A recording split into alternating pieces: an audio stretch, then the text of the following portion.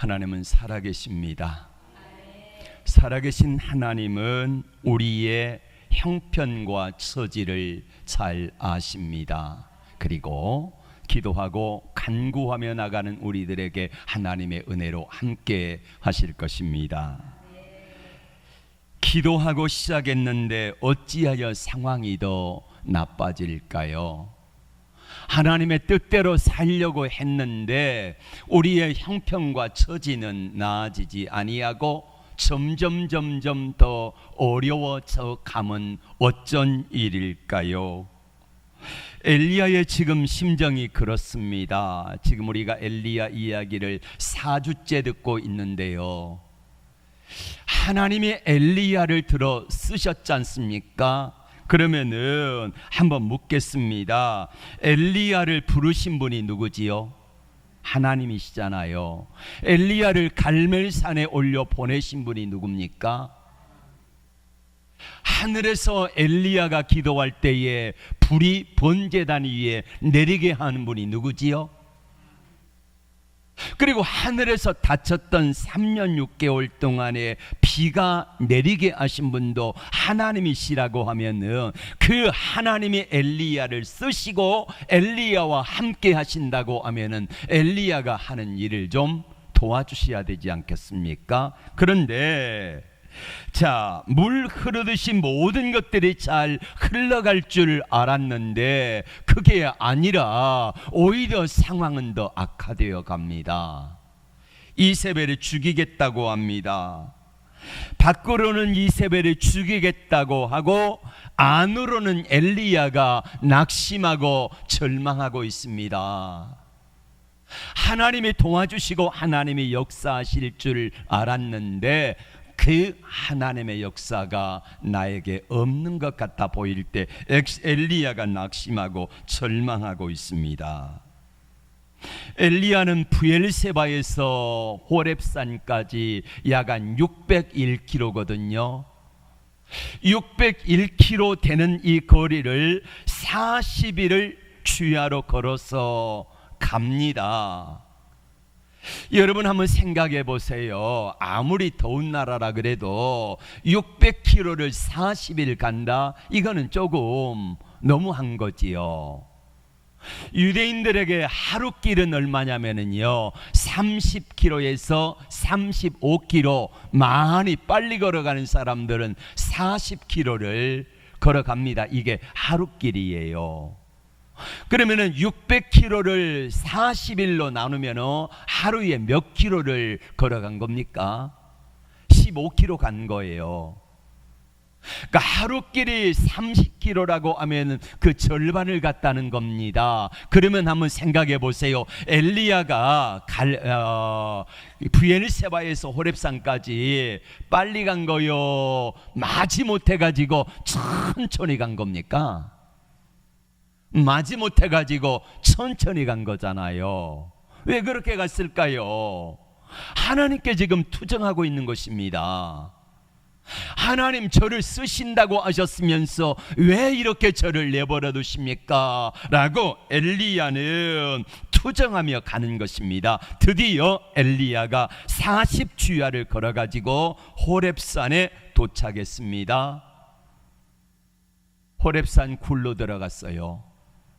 그래서 굴 속에 있는 데에 밖에서 갑자기 하나님의 음성이 들렸습니다. 엘리야야, 내가 어찌하여 여기 있느냐? 엘리야야, 내가 어찌하여 여기 있느냐? 여러분 같으면 그 물음 앞에 뭐라고 대답하겠습니까? 하나님, 이세벨이 죽이려고 해가지고 도망왔습니다. 이래야 정상 아니겠습니까? 그런데 엘리야가 하는 말이 뭡니까? 19장 10절 말씀 같이 볼까요? 시작. 내가 만군의 하나님 여호와께 열심히 유별하오니 이는 이스라엘 자손의 주의 언약을 버리고 주의 제단을 헐며 칼로 주의 선지자들을 죽였으며 오직 나만 남았거늘 그들이 내 생명을 찾아 빼앗으려 하나이다. 자, 앞에 부분 보여주세요. 내가 만군의 하나님 여호와께 열심히 유별하오니 무슨 말입니까? 하나님, 저요 목숨 걸었어요. 나처럼 열심히 하나님 앞에 행한 사람이 있으면 나와보라 그랬어요. 나 참 열심히 살았습니다. 나 참 열심히 예수 믿었습니다. 나 열심히 봉사했습니다. 헌금도 많이 하고 열심히 기도도 하고 전도도 하고 나 할 건 다 했는데 하나님 왜 안 도와주세요? 엘리야가 이겁니다. 엘리야가 하나님 앞에 나 할 만큼 했는데 내가 만군의 하나님 여호와께 열심히 유별하오니 라고 말합니다. 하나님, 저처럼 열심히 한 사람이 누가 있습니까? 이거예요.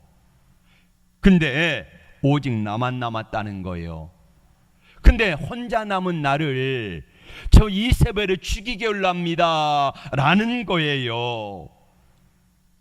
다시 말하면은 하나님, 저 악한 이세벨과 아합 왕을 심판해 주셔야 되는데 왜 심판하지 아니하시고 내버려 두십니까? 하나님 섭섭합니다 이거예요. 우리 때로는 하나님 앞에 이런 기도하지요. 하나님, 제가 이만큼 했으면 하나님도 좀 도와주시고 하나님 저를 긍휼히 여겨 주셔야지. 이게 뭡니까? 하나님 앞에 기도하면 들어주신다면서요. 만나주신다면서요. 근데 하나님 왜 안 만나주세요? 하나님 왜 이렇게 어려움을 주세요? 제가 이처럼 열심히 했는데 나보다 열심히 한 사람이 누구 있습니까? 우리 조장로님이 나보다 열심히 했습니까? 최장로님이 나보다 열심히 했습니까? 나와보라 그러세요. 이런 분들 있잖아요. 내가 그렇게 열심히 했는데 왜 하나님 나를 이렇게 창피하게 만드십니까? 라고 하는 질문입니다. 엘리야가 이렇게 하나님 앞에 투정한 이유가 뭐겠습니까? 내가 이만큼 했는데 라는 거지요. 내가 이 정도 했는데 하나님께 대한 섭섭함입니다. 다른 말로 말하면은 교만함이지요. 내가 하나님께 이처럼 열심히 했는데 하나님은 뭐 하십니까? 라고 하는 교만한 마음이 엘리야의 마음속에 있는 것입니다. 엘리야는 이런 생각을 했을 거예요.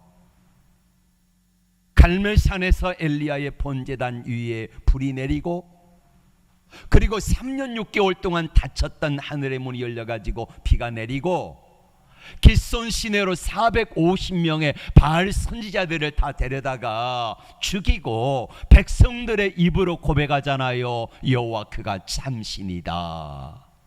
이 고백을 했으면 상황이 변해야 되는데 변하는 것이 아니라 오히려 더 어려워지고 힘들어지고 아합이 보이지 아니하는 캄캄함 속에 있게 되니까 엘리야가 하나님 앞에 삐진 것입니다.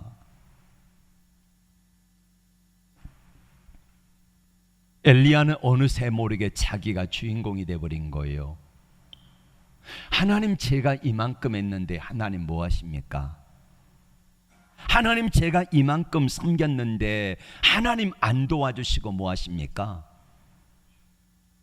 하나님 이만큼 했으면 하나님도 좀 도와주셔야지. 내가 힘들 때는 하나님 뭐 하고 계십니까? 이게 엘리야의 고백입니다. 엘리야가 이렇게 된 것은 자기 자신이 뭔가를 했다는 거지요. 여러분, 갈멜산의 번제단 위에 불이 내려오게 한 분이 누굽니까? 엘리야가 능력이 있어서 갈멜산의 번제단 위에 불이 내리게 하고 엘리야가 막 능력이 있어가지고 하늘에서 3년 6개월 동안 닫혔던 문이 열려지고 비가 내리게 했을까요? 아닙니다. 엘리야의 능력이 아니라 하나님이 엘리야와 함께 하시니까 그런 거거든요. 엘리야가 아합 왕에게 마차 타고 비 올 테니까 내려가라고 먼저 이야기를 했습니다. 그리고 나중에 비가 내리자 엘리야가 출발합니다. 거기 갈멜산에서 이스라엘까지는 약 25km거든요. 25km. 여러분 25km를 뛰어가면 얼마나 걸리겠습니까? 42.195km 마라톤 선수들이 2시간 한 빠르면 10분 이전에 들어오지요. 그럼 여러분 42.195km를 여러분이 뛰면 몇 시간이나 걸릴까요? 뛰면은 한 4시간이면 들어오겠습니까? 4시간도 쉽지가 않습니다. 근데 엘리야의 나이가 이때 70이 넘은 노인이에요. 마차 타고 내려가는 아합 왕보다 뒤에서 출발했는데 노인 엘리야가 하나님의 능력이 임하게 되니까 아합 왕의 마차보다 먼저 뛰어내려가는 것입니다. 하나님이 왜 이런 능력을 엘리야에게 주셨을까요? 여러분 한번 생각해 보셨습니까? 왜 주셨을까? 이유는 간단합니다. 하나님의 능력이 노인 엘리야에게 임하면은 25km 되는 거리를 마차 타고 달려가는 그 아합 왕보다 먼저 달릴 수 있는 능력이 누구에게 있다? 하나님께 있다는 것을 알려주기 위함입니다. 엘리야에게 자랑하라고 준 게 아니라는 말이에요. 엘리야가 능력이 있어가지고 하늘에서 불이 내리고 엘리야가 능력이 있어서 하늘에서 비가 내린 게 아니라는 말입니다. 다시 말하면은 이걸 뒤집어서 말하면은 야 엘리야야, 너 내가 함께 하지 아니하면은 너는 아무것도 아니다 이겁니다. 그런데 엘리야는 이걸 몰라요. 엘리야가 자신이 기도했더니 하늘에서 불이 내리고 비가 내리고 막 뛰어가는 모습을 바라보면서 엘리야가 착각한 것입니다. 내가 한 것처럼 마음이 교만해진 거예요. 돌아섰던 백성들의 마음이 엘리야에게로 하나님에게로 돌아오게 되자 엘리야의 마음속에 꿈틀대는 교만함이 하나님 앞에서 하나님 이게 뭡니까? 이렇게 된 거예요. 우리가 주님 앞에 뭔가를 조금 했다는 분들이 이런 교만함에 빠질 수가 있습니다. 내가 얼마나 했는데, 내가 얼마나 섬겼는데, 내가 얼마나 열심을 냈는데 하나님 이러시면 안 되지요 하는 것입니다. 엘리야가 이 교만함에 빠져가지고 자기가 주인공이 된 거예요. 사명으로 일하던 엘리야가 야망의 사람이 된 것입니다. 여러분, 사명과 야망이 뭔 차이일까요? 둘 다 똑같은 것처럼 보이지만요, 사명의 에너지원은 하나님입니다. 하나님. 야망의 에너지원은 어디서 오냐면은 나에게서 와요. 그래서 내가 가진 에너지원이 탈진하게 되어지면은 엘리야처럼 죽여주세요 하고 넘어지는 것입니다. 그러나 사명의 사람은 에너지원이 하나님으로부터 오기 때문에 하나님께서 힘 주시는 대로 쓰임을 받는 거예요. 어느샌지 모르게 엘리야가 사명의 사람에서 야망의 사람이 되어지고 내 능력, 내 힘, 내 은혜로 이 문제를 해결했다고 하는 교만함 속에 빠지고 만 거지요. 이때 누군가가 좀 엘리야를 알아줘야 되는데 엘리야를 안 알아주는 거예요. 백성들은 너희 하나님이 참신이다 말하지만 하나님이 안 알아주는 거예요. 하나님이 나타나셔가지고 참 엘리야야 너무너무 수고했다, 정말 잘했어, 수고했네 이렇게 하셔야 되는데 하나님이 나타나셔서 그렇게 하지 아니하시고 오히려 하나님이 나를 멀리하는 것처럼 느껴질 때 엘리야의 마음이 섭섭한 것입니다. 그래서 고린도 전서 10장 12절에서 사도 바울은 이렇게 말하잖아요. 그런즉 선줄로 생각하거든 넘어질까 조심해라. 어느 순간에 내가 섰다고 생각했는데 그만 넘어지고 마는 거예요. 왜 넘어집니까? 엘리야처럼 하나님께 대한 내가 이만큼 했는데 하나님 왜 안 도와주세요? 라고 하는 이 섭섭함이 엘리야를 넘어지게 만드는 것입니다. 투정하는 엘리야에게 하나님이 찾아오셨습니다. 엘리야를 설득하십니다. 엘리야야, 내가 어찌하여 여기 있느냐 물으신 하나님이, 엘리야가 하나님 저요 정말 열심히 했습니다. 근데 나만 남았어요. 하나님 어쩌실래요? 이렇게 말하는 엘리야 앞에 우리 하나님께서 나타나십니다. 굴 앞에 서 있으라는 거예요. 그래서 엘리야가 굴 앞에 서 있는데 하나님의 역사가 어떻게 되는지 열왕기상 19장 11절 말씀 같이 봅니다. 여호와께서 이르시되 너는 나가서 여호와 앞에서 산에 서라 하시더니 여호와께서 지나가시는데 여호와 앞에 크고 강한 바람이 산을 가르고 바위를 부수나 바람 가운데 여호와께서 계시지 아니하며, 바위를 쪼개 부수는 강한 바람이 있는데 그 가운데 하나님이 계시지 않으세요. 두 번째, 하나님의 현현이 어떻게 나타나냐면은, 자, 바람 후에 지진이 있으나 지진 가운데서도 여호와께서 계시지 아니하며, 지진. 세 번째, 또 지진 후에 불이 있으나 불 가운데서도 여호와께서 계시지 아니하며. 그리고 어떤 모습으로 나타나십니까? 세미한 음성 가운데 하나님이 나타나시는 것입니다. 지난주도 말씀을 들었습니다마는 이 말씀의 해석이 뭡니까? 하나님의 엘리야가 삐져있는 엘리야에게 나타나가지고 하나님의 말씀하시고 싶은 내용이 뭡니까? 여러분, 강한 바람, 지진, 불 다 하나님의 임재의 상징이잖아요. 지금까지의 하나님이 나타나셔 쓰신 엘리야의 하나님은 바람처럼 부수고 때리부수고 막 가르신 하나님, 지진으로 그 다음에 불로서 역사하신 하나님이셨는데 우리 하나님의 엘리야에게 뭐라고 말씀하시는 거예요? 나는 그렇게도 역사하지만은 세밀한 가운데서도 내가 알지 못하는 가운데도 나는 일하는 하나님이야. 이거를 하나님이 말씀하시는 것입니다. 그리고 하나님이 다음에 뭘 준비하시느냐면요, 15절 말씀 볼까요? 시작. 여호와께서 그에게 이르시되 너는 내 길을 돌이켜 광야를 통하여 다메섹에 가가 이르거든 하사엘에게 기름을 부어 아람의 왕이 되게 하고. 여러분, 아람이라고 하는 나라는 북쪽 이스라엘과 국경을 접하는 적대 관계에 있는 나라입니다. 여러분, 이방 나라의 왕을 누가 세웁니까? 우리로 말하면 일본하고 우리가 이 국경을 맞대고 있잖아요. 중국하고도 맞대고 있잖아요. 그러면은 자, 가까운 이 적인데 만약에 여러분 일본의 총리를 누가 세웁니까? 국민들이 세우잖아요.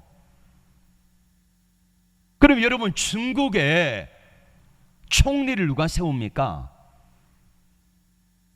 역시 국민들이 세우잖아요.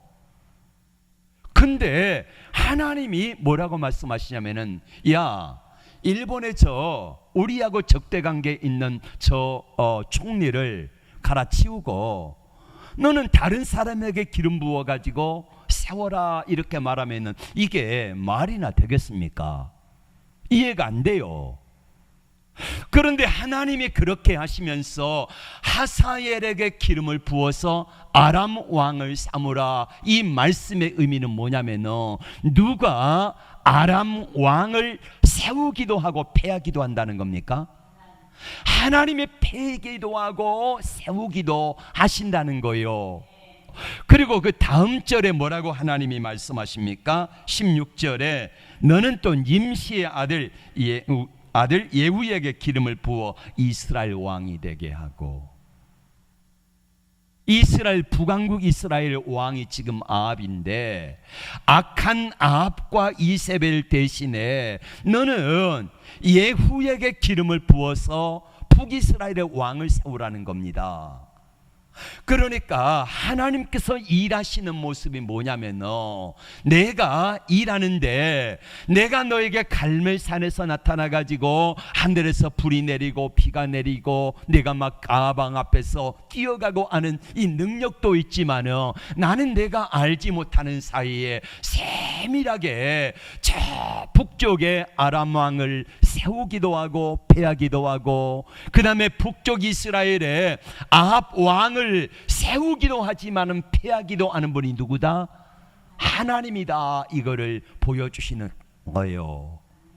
그리고 계속해서 하나님은 말씀하십니다. 또 아벨 무올라 사바세 아들 엘리사에게 기름을 부어 너를 대신하여 선지자가 되게 하라, 이렇게 말씀을 하시는 거예요. 믿음이 뭘까요? 여러분, 믿음이 뭐라고 생각하십니까?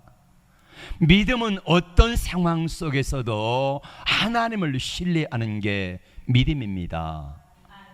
엘리야가 지금 믿음이 있어요, 없어요? 믿음이 없어요. 어떤 상황 속에서도 하나님을 신뢰하는 것이 아니라 자기에게 어떤 역사가 나타나게 하시고 자기와 함께 하실 때에는 믿음이 있는 것 같았지만은 지금 엘리야의 모습은 믿음이 없는 겁니다. 믿음이 사라지고 없어요.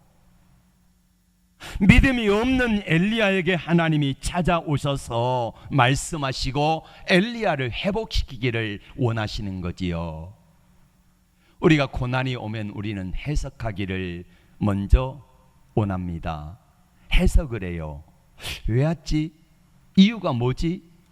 이렇게 하면서 고난이 오면 우리는 해석을 하는데, 우리의 해석은요 단편적입니다.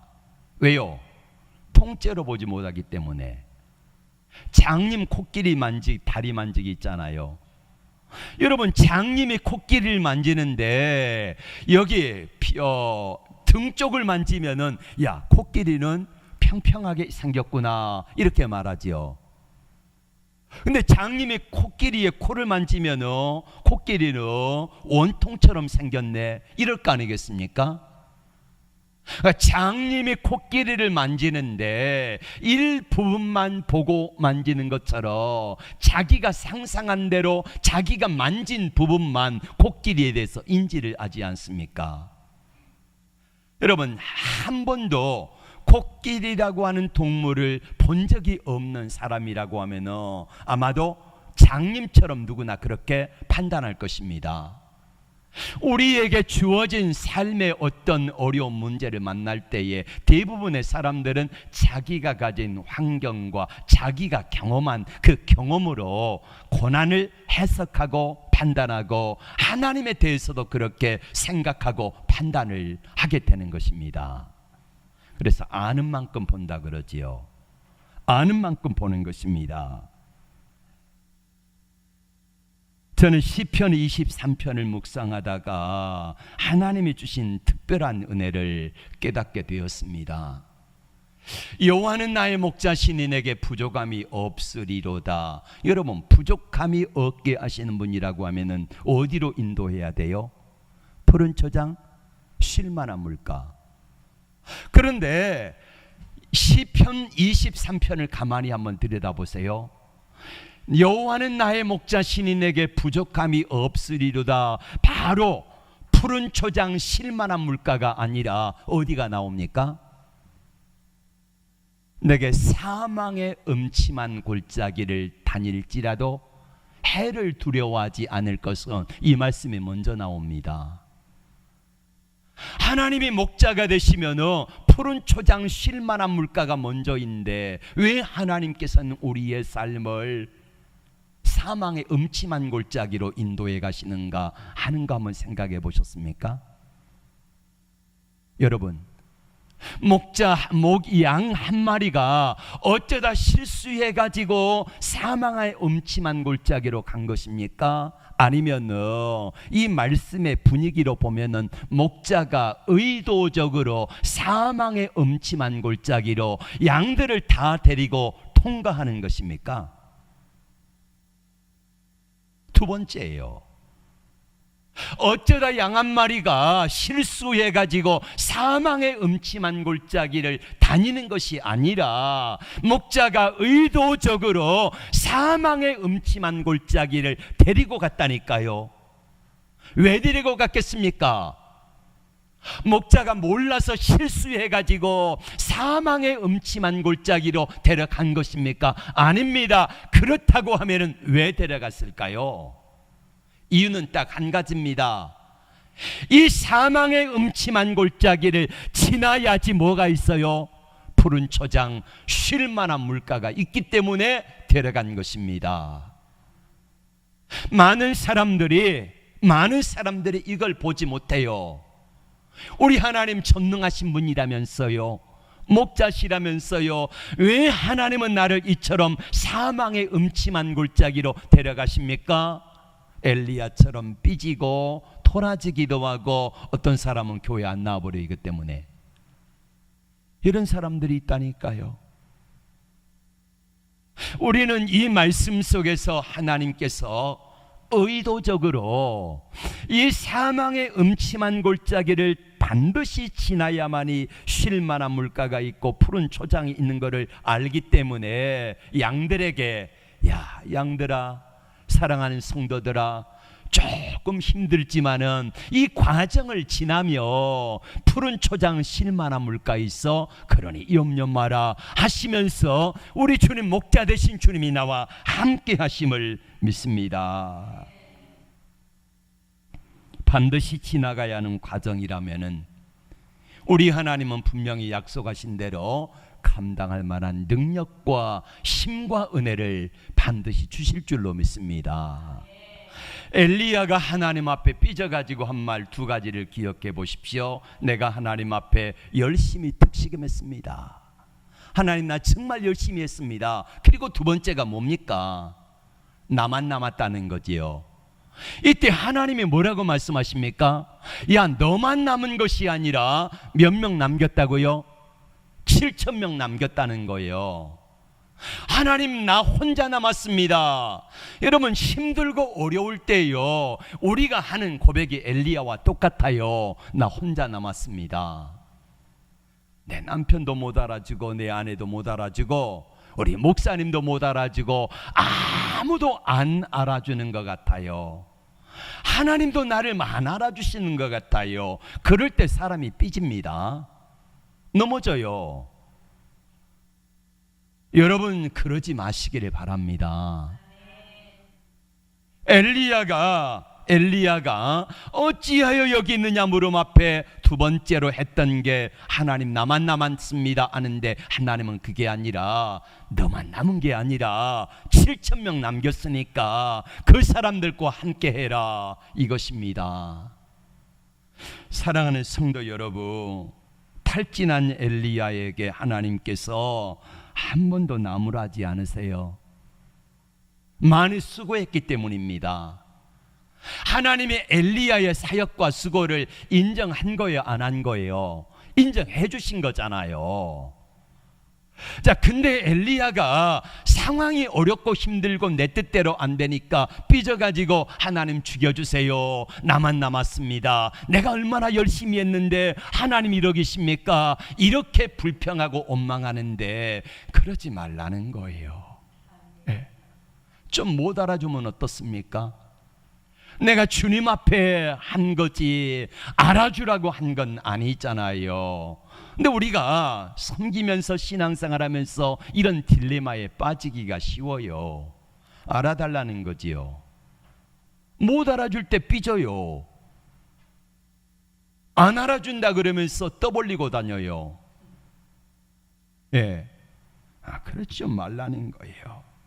우리 하나님께서 삐진 엘리야에게 참 그 정도 됐으면 그 정도 은혜를 경험했으면 어떻게 해야 됩니까? 척하면 알아야잖아요. 그런데 그 엘리야가 나이가 70이 되어지고요, 선지자 중에 선지자라고 하는 이 엘리야도 그렇게 삐지는데 우리야 오죽 하겠습니까? 그래서 우리 하나님께서 삐진 엘리야 야단치거나 막 책망하거나 이러지 아니하시고, 삐져있는 엘리야 찾아오셔가지고 천사를 통해 먹이세요. 한 번도 아니고 두 번. 그리고 삐져가지고 40주야 걸어가지고 호렙산까지 도망가는 엘리야 찾아오셔가지고 그 굴 속에까지 찾아오셔가지고 엘리야야 내가 어찌하여 여기 있느냐 부르시면서 엘리야를 회복하기를 원하셨던 것입니다. 여러분, 하나님은요, 우리가 삐지고 낙심하고 절망할 때에 엘리야가 오늘 결정적인 실수는 뭐냐면은 자신의 교만함이에요. 교만함. 내가 교만하고 높아지면 하나님이 잘 안 보입니다. 그때 하나님은 어떻게 하시냐면요, 쓰시는 인물들 보세요. 모세가 교만할 때 40살이 돼가지고 자기 백성을 구원해 보겠다고 했을 때에 우리 하나님 어떻게 하셨죠? 교만한 모세를 40년 광야에다가 집어넣으시잖아요. 그리고 거기에서 모세의 교만함을 쏙 빼버려요. 다윗이 열 몇 살에 기름 부음을 받습니다. 그래 왕이 됩니다. 근데 왕위에 즉위하는 게 아니라 10여 년을 훈련받게 하시잖아요. 자기 장인 사울에게 의해 쫓겨 도망다닌 세월이 10년간입니다. 이 10년 동안 쫓겨 도망다니면서 다윗이 교만할 수 있는 이 상황을요, 하나님이 쏙 빼버리세요. 그리고 나니까 하나님이 모세도 다윗도 쓰실 때에 존귀하게 쓰시잖아요. 여러분, 우리가 하나님이 쓰실 때에는요, 어떤 사람이든지 다 보면은 철저하게 자신을 깨고 부수고 낮아지고 죽게 만들어요. 우리가 그리스도 안에서 죽었다는 거예요. 여러분 한번 생각해 보세요. 이게 이제 공이라고 생각합시다. 공. 이 공이 땅에 떨어지면 탄성에 의해서 튕겨 오르잖아요. 그렇지요? 그러면은 어떻게 해야지 어느 시점에서 공이 튀어 오르죠? 맞아요. 땅에 부딪히는 순간에 끝까지 내려가지고 더 이상 내려갈 수 없는 데까지 내려가서 부딪혀 일대에 튕겨 오르는 거지요. 여러분, 떨어진 낙한 높이만큼 공이 튕겨 오르는 거예요. 이걸 기억하셔야 돼요. 하나님이 쓰시는 사람들 가만히 보세요. 하나님이 쓰실 때에 철저하게 자기에 대해서는 부정하고 하나님께 대해서는 철저한 어떤 상황 속에서도 신뢰할 수 있을 때에 하나님이 그 사람 쓰시더라고. 근데 떨어질 때에 우리는 어떡합니까? 하나님 앞에서 철저하게 낮아지고 겸손하게 완전히 바짝 내려갈 때까지 다 내려가야 되는데, 대부분의 사람들이 하나님 앞에서 자기 자존심, 자기 똥꼬지 이건 내세워 가지고요, 하나님이 떨어뜨리시면은요 안 떨어지려고 온갖 수단 방법 다 동원해 가지고 하나님 뭐라고 하십니까? 야, 너 죽어야 돼, 너 떨어져야 돼, 내려가야 돼, 그래야지 올라온다 그러시는데 아니에요. 아나니아와 삽비라가 사도행전에 나오지요. 밭을 팔았습니다. 밭을 팔아가지고 주님께 다 드리겠다고 했는데 뭐가 걱정입니까? 팔고 보니까 나 뭐 먹고 살지 이게 걱정이 되는 거예요. 영광은 받고 싶고 칭찬은 받고 싶고, 그래서 어떡합니까? 인간적인 수단과 방법을 생각해 가지고 하나님께 거짓말하고 절반 뚝 떼놓잖아요. 여러분, 하나님 앞에 밭을 판 그 자체는 자, 한 평을 팔았든 두 평을 팔았든 전체를 팔았든 판 그 자체는 너무나 아름다운 믿음의 고백이잖아요. 근데 팔고 난 이후에 우리의 생각이 난 뭐 먹고 살지? 이게 걱정이면은 정직하게 베드로 사도 앞에 가가지고 자, 전체를 다 팔았습니다면은 우리도 먹고 살아야 되는데 절반만 가져왔습니다. 그러면 베드로가 뭐라 그러겠습니까? 너 왜 나머지 안 바쳐? 이럴 안 합니다. 근데 왜 자기의 영광을 받고 싶고 칭찬을 받고 싶고 해가지고 전체를 다 팔았으면서 절반만 가지고 오면서 왜 전부인 양 그렇게 거짓말을 하냐는 거예요. 이게 우리 인간적인 수단과 방법입니다. 하나님을 신뢰한다고 하면서 하나님을 믿는다고 하지만은 여전히 아나니아와 삽비라처럼 내 뒷주머니를 챙기고 아니 정직하게 절반입니다 하면은 얼마나 성도들이 칭찬을 하겠습니까? 이거 하지 말라는 거예요. 하나님 앞에 우리가 믿음을 쓰고 하나님 앞에 말씀대로 살아간다 하는 것은 바로 그것입니다. 다 팔았으면 다 팔았습니다 하고 절반 팔았으면 절반 팔았습니다 하고 아니 다 팔았지만은 절반쯤은 남겨둬야 되겠습니다. 그 생각도 좋아요. 그 생각도. 그러나 인간적인 잔머리 굴리지 말라는 거예요. 누구 앞에? 하나님 앞에서. 하나님 앞에서 잔머리를 굴리면서 그렇게 살아가지 말라는 것입니다. 오늘 엘리야에게 주신 말씀이에요. 기도하겠습니다. 하나님 아버지,